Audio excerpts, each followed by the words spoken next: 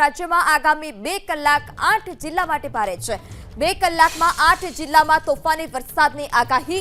8 જિલ્લામાં વીજળીના કડાકા ભડાકા સાથે વરસાદની આગાહી કરવામાં આવી છે।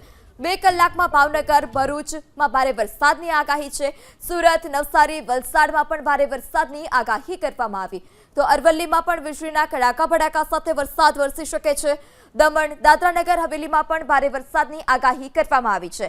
તો આ તરફ સાબરકાંઠા, ગાંધીનગર, અમદાવાદમાં પણ આગામી 2 કલાકમાં વરસાદ ખાબકી શકે છે।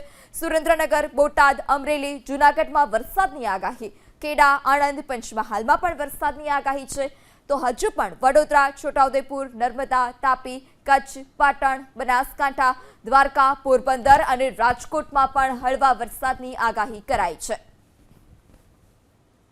તો 3 કલાક દમણ, દાદરા નગર હવેલીમાં પણ ભારે વરસાદની આગાહી કરવામાં આવી છે। દક્ષિણ ગુજરાત કે જ્યાં સુરત, નવસારી, વલસાડ, તાપીમાં પણ ભારે વરસાદ ખાબકી શકે છે। સાબરકાંઠા, ગાંધીનગર, અમદાવાદમાં પણ વરસાદની આગાહી કરવામાં આવી છે। કચ્છ, પાટણ, બનાસકાંઠા, છોટાઉદેપુર, નર્મદા, તાપીમાં વરસાદની આગાહી કરવામાં આવી છે। ખેડા, આણંદ, પંચમહાલમાં પણ વરસાદની આગાહી।